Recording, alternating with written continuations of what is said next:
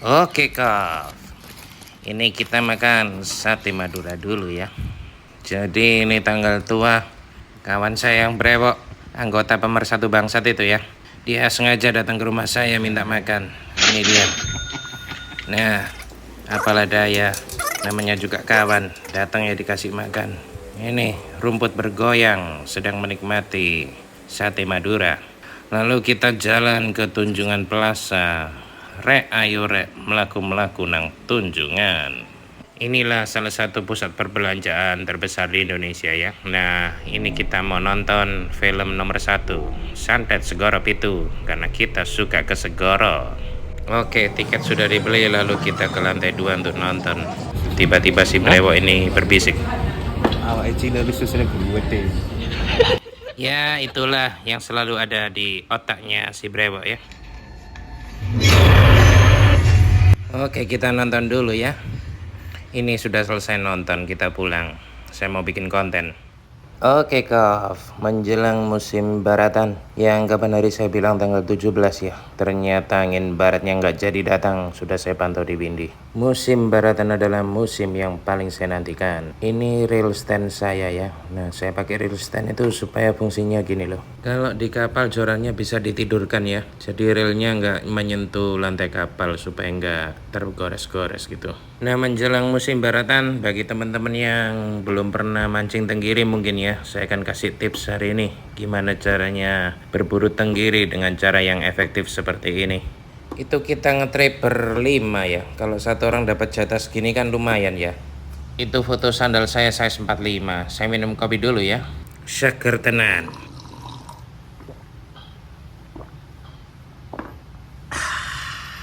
Oke, kita ngecek dulu. Oke, bagi teman-teman yang merasa informasi dari channel ini berguna ya, bisa di-sharekan ke teman-temannya dan bisa subscribe untuk sama-sama belajar di konten-konten berikutnya. Nah, ini berat piranti saya cuma 406 gram. Total joran sama reel. Saya pakai piranti 4 on ini terus terang nggak membuat saya capek ya. Jadi saya bisa melakukan aktivitas jigging seharian. Metal jig yang saya gunakan ya kecil-kecil, ini contohnya ya. Nah, ini saya nggak perlu pasang reel pada joran saya ya, nanti malah makan tempat nggak enak. Nah, ini set jig saya ya. Berhubung saya kaum BPJS ya, lihat ini asis hook saya sampai karatan semua. Jadi asis hook ini saya karyakan berulang-ulang. Kalau tumpul saya asah. Nah, cara ngetes ketajamannya itu tancapkan aja pada kuku. Asis hook yang masih tajam, kalau di kuku itu nancep. Jadi nggak sampai lari-lari gitu. Jadi begitu ditancapkan di kuku ya nggak usah ditekan terlalu gimana, nanti nembus ke daging kita ya. Nah, ini begitu ditancapkan itu langsung diem, nggak bergerak lagi. Kalau sudah tumpul itu nggak bisa gigit kuku, langsung bergerak. Ini sih masih tajam semua walaupun sudah ada yang korosi itu ya asisuknya. Nah, ini cara saya menata metal jig ya. Jadi itu solid ring saya kaitkan dengan leader 40 lbs. Asis hooknya itu nempelnya di solid ring. Kemudian metal jignya juga nempel di solid ring. Oke. Nah, kalau yang split ring belakang untuk treble hook ini saya pakai split ring agak besar. Oke, jadi gambarannya kayak gini ya. Ini cara saya. Mau tiru silakan, punya kreasi sendiri silakan. Nah, ini nggak usah saya tancapkan pada joran ya. Singkat cerita udah pernah saya bahas di konten sebelumnya ya. Saya selalu menggunakan PE1 dan saya pakai leader 20 lbs dari Galis. Nah, di sini leader saya 20 lbs ini saya pasang pada solid ringnya metal jig. Nah, di solid ring itu kenapa ada leader? Itu leadernya 40 lbs. Saya pakai relik Nusantara yang samar. Karena saya rasa leader ini cukup ampuh ya. Kalau digigit-gigit ikan tenggiri sama barakuda itu kan dua brengsek ini paling hobi mutusin leader ya. 40 lbs ini ngatasi sih. Sejauh ini sih hampir nggak pernah putus ya. Jadi saya merasa aman kalau pakai itu. Terus ada pertanyaan loh bang, kenapa nggak langsung aja leader 40 lbs dipasang ke PE nya ya? Saya mengejar action jignya sih, bagaimanapun juga di 20 lbs itu action jignya bagus. Nah, ini kita kencengin ya. sampai bentuk segitiga gitu. Oke, setelah itu kita potong. Jadi habis PE itu ketemu leader 20 lbs, habis itu ketemu leader 40 lbs yang panjangnya cuma sejengkal jari saja seperti ini. Oke, giginya ikan kan ya kurang lebih gigitnya ya di daerah 40 lbs ini. Jadi 20 lbs nya tetap aman gitu loh. Ya, cara ini sudah saya pakai agak lama ya. Jadi dulunya di konten ini ya, saya pernah cerita awalnya itu dulu saya pakai kawat. Nah, kawat ini satu bungkus isinya 350.000. Lama-lama tekor. Ya, akhirnya saya ganti cara ini sih, lebih murah meriah dan hemat. Dengan tujuan utama ya ikannya yang penting naik gitu loh dan metal jignya selamat. Nah, ini ya. Ini ada bekas digigit ikan tenggiri tapi kecil. Di trip yang saya dapat ikannya kecil-kecil itu loh. Jadi sebelum 2 trip ini ya. Oke, seputar metal jig, joran, dan reel sudah saya bahas ya. Sekarang saya kasih gambaran tekniknya ya. Nah, ini namanya cast jig. Nah, banyak angler-angler menyebut cast jig. Apa sih itu? Itu perpaduan antara casting dan jigging. Namanya casting, ya pasti dilempar sejauh mungkin ya. Namanya jigging, ya pasti dikocok. Jadi kalau digabung, dilempar sejauh mungkin kemudian dikocok. Oke, jelas ya tentang pengertian cast jig. Jadi dengan piranti 4 on tadi itu saya ngerasa nyaman banget sih. Saya nggak perlu sampai buang-buang energi ya. Jadi kalau di musim baratan ini di spot tertentu kan banyak ikan tenggirinya. Sayang kalau di sana kita akhirnya kecapean jigging terus akhirnya main dasaran kan nggak dapet ikan tenggiri. Nah, makanya saya sesuaikan kemampuan badan saya dengan piranti saya. Karena saya ngerasa nyamannya di 4 on, ya saya akhirnya bisa pakai seharian. Nah, ini kan umumnya ya orang-orang vertical jigging. Jiggingnya dicelupkan ke arah bawah vertikal. Nah, kalau cast jig itu seperti yang tadi saya bahas ya, itu beda. Nggak dicelupkan secara vertikal. Tapi dilempar dulu layaknya orang casting, kemudian ditunggu hingga metal jignya tenggelam. Sehingga nanti tali PE-nya itu bentuknya siku kayak gini loh. Oke, jadi ini perpaduan ya. Teknik casting dicuri teknik lemparannya, kemudian di jigging, dikocok sekuat mungkin. Sehingga menghasilkan action jig yang seperti ini. Ikannya larinya miring siku. Nah, saya juga pakai metal jig kecil-kecil ya, supaya apa ya, supaya nggak membuat saya capek. Kalau cast jig pakai 100 gram, sama juga capek. Tapi itu posisi badan saya loh ya, yang sudah mulai tua. Jadi saya sudah nggak kuat main metal jig berat-berat. Makanya kalau dia mati, saya sekarang ya nggak ngetrip jauh-jauh ya. Pokoknya kalau bisa ya jalan daratnya cuma maksimal 2 jam, jalan on boatnya ya kira-kira sejam gitu, saya masih minat gitu ya. Kalau sudah jauh sampai on boatnya 6 jam gitu, aduh saya sudah angkat tangan. Nah, ini ya gambaran cast jig, dilempar sejauh mungkin, habis itu ditunggu sampai tenggelam.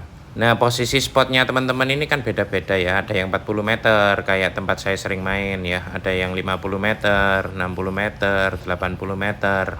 Nah, itu sampai kedalaman berapa sih jignya harus ditenggelamkan? Nanti saya terangkan di kertas selanjutnya.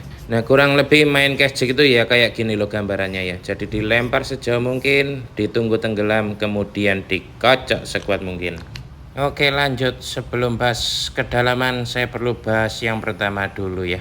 Nah, ini kita katakanlah bentuk kapal dari atas ya, dari atas. Jadi kayak posisi kita main drone itu loh. Nah, di sini ada teman kita, di sini ada teman kita, ya, di sini ada teman kita. Kan apa itu biasanya mencar-mencar ya. Ada yang di depan, ada yang di samping, ada yang di belakang. Kalau saya paling suka main di belakang. Kenapa? Supaya tali PE saya nggak kena baling-baling. Nah, untuk melakukan cast jig itu ya, langkah pertama yang harus diperhatikan itu kita harus ngelempar sesuai dengan arah arusnya. Kenapa begitu? Ya, supaya ngocoknya enak ya. Jadi ada baiknya kita tanya sama kawan-kawan kita terlebih dahulu. Mungkin ada yang main dasaran. Timamu lari kemana? Oh, ke sana. Nah, lebih jelasnya saya kasih contoh ya, itu yang di belakang saya Kov ya. Terus ini kawan saya yang makan sate Madura tadi, si Brewok. Nah, biasanya saya tanya dulu sama si Brewok. Wok, kamu ngelempar timamu keseret kemana? Contoh misalnya dia main dasarannya. Oh, Kov, timaku keseret ke sana. Oh, berarti harusnya ada di sana. Nah, Otomatis saya harus melakukan cash jig itu ke arah sana juga. Kenapa begitu ya? Supaya nanti terbentuk siku kayak tadi tuh loh ya. Jadi itu jauh lebih menghemat energi kita. Nah, contoh kedua, misalnya ini bos saya tanya, bos tadi lempar keseret ke arus mana? Oh, ke sana, Kof. Nah, otomatis saya harus ganti haluan, saya harus cash jig ke arah sana juga. Idealnya demikian. Nah, ini contoh ketiga, contoh yang jangan dilakukan. Ini misalnya kawan saya si Nguyen. Nah, saya tanya, hei Nguyen, kamu ngelempar keseret arus mana? Oh, ke depan, Kof. Arahnya menyamping sana ternyata. Nah, ada baiknya kita sebisa mungkin ya jangan main di belakang ya. Kalau bisa kita yang awalnya di belakang sini ya, cepetan buruan pindah ke depan kapal, yaitu di sini loh, supaya ngikuti arusnya. Kalau kita tetap masa di belakang, nanti malah jadi nggak efektif. Contoh kita lempar, nah jika kita larinya malah di bawah kapal gini, itu beresiko ya. Beresiko satu, tali PE nya kita bisa tergores-gores badan kapal, dan itu membuat tali PE kita jadi tipis. Risiko kedua, ya tali PE kita akan berjabatan tangan dengan tali PE kawan-kawan kita. Dan kalau sudah bulat itu PR yang cukup berat. Bulat sekali diampuni, bulat kedua kali diperingati, bulat ketiga bisa-bisa marah-marah. Oke, jelas ya gambarannya. Lemparlah sesuai dengan arus. Ini nulis arus kok kayak huruf G ya. Jadinya Agus, saya coret dulu ya. Saya jadi inget Agus yang disiram air keras itu loh. Agus sedih banget, Agus sedih banget. Ya baru kali ini sih saya lihat orang disiram dia nggak ribut memperkarakan yang nyiram, malah memperkarakan yang ngumpulin donasi ya. Aduh, repot orang-orang zaman sekarang. Itu mungkin yang nyiram air keras itu bingung ya. Saya kok kapan ya masuk TV-nya? Saya masuk penjara nggak masuk TV ini. Nggak jadi terkenal saya. Ya, itu versi karangan saya. Oke, teknik kedua. Nah, ini kita mulai bahas soal kedalaman ya. Tali PE yang harus kita lepas idealnya adalah 80% dari kedalaman spot. Nah, saya nggak tahu nih teman-teman main di spot kedalaman berapa. Saya kasih contoh aja ya. Misalnya ini kapal saya ya. Saya mancing. Nah, ini saya mau melakukan cast jig. Nah, kebetulan di spot saya ini contoh ya, ini saya gambar rumponnya. Nah, di sini kan ada tali rumpon, terus ini rumponnya. Nah, kaptennya bilang, Kof, spot ini punya kedalaman 40 meter ya, Kof. Maka saya harus mengira-ngira. Kalau main cast jig, idealnya tali PE saya harus keluar sekitar 80%-an dari 40 meter. Kalau dikira-kira ya sekitar 30-35. Kenapa jangan kepanjangan di atas 80%? Karena kita itu main treble hook juga. Nah, treble hook itu kalau nyangkut rumpon susah sekali ya. Nah, kita ngitungnya kan zaman sekarang enak ya, tali PE itu sudah didesain multicolor. Per 10 meter itu kan ganti warna. Ya kira-kira kalau 80% ya tali PE saya harus keluar 3 warna sampai 3,5 gitu ya.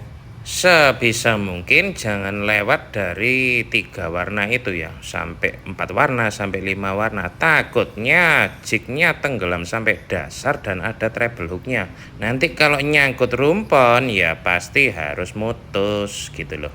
Nah, ini ya, kita melakukan cast jig setelah kita lempar sejauh mungkin jignya kan oleng, dia tenggelam pelan-pelan. Nah, di situ kalau tali PE-nya sudah keluar 80%-an, itu mulai kita kunci spool kita dan kita mulai kocok sekuat mungkin. Loh bang, kenapa jignya nggak ditenggelamkan sampai dasar ya? Karena tenggiri itu ikan atas ya, ikan pelagis. Dia itu jarang sih ada di dasaran gitu. Pernah ada ikan tenggiri di dasar ya? Pernah sih, cuma itu jarang sekali ya. Rata-rata ikan tenggiri adanya di atas. Kenapa saya bilang di dasar ada ya, karena kapten saya itu pernah melakukan handline, umpannya pakai kantong plastik bening. Saya heran sendiri, itu dimakan loh di posisi dasar. Tapi ya itu di spot tertentu ya. Itu pas posisi saya di Madura. Itu kapten saya handline pakai kantong plastik dipotong segitiga gitu ya, posisinya bening mengkilap-mengkilap gitu. Itu strike ikan tenggiri. Nah, itu sekedar pengetahuan aja sih. Tapi hari ini kita bahas cast jignya ya. Nah kalau cash jig sih biasanya saya lepas tali PI sekitar 80%, lalu kemudian saya tutup spool, kemudian saya kocok sekuat mungkin. Nah biasanya sih kalau di musim baratan ya, itu angka harapan strike ikan tenggirinya cukup besar karena memang musimnya. Lebih enak lagi kalau dibantu fish finder kayak kapalnya kapten saya yang spesialis tenggiri ya. Karena tenggiri ini juga muter-muter tanpa jelas arah dan tujuan. 10 menit pertama dia bisa muter di lokasi sini, 10 menit kemudian dia sudah pergi dari sana. Itulah ikan tenggiri. Susah sekali ditebak, makanya sangat asik kalau diburu. Oke, kurang lebih itu ya Kov, tips cash jig dari saya menjelang musim baratan. Selamat berburu ikan tenggiri. Saya sudahi, terima kasih. Bye bye Kov.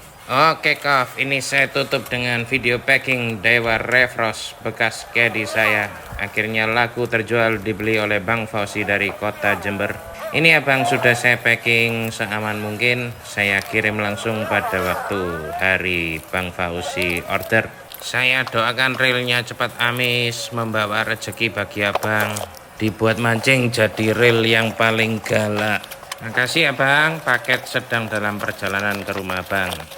Saya doakan abang sukses selalu dan sehat selalu sekeluarga.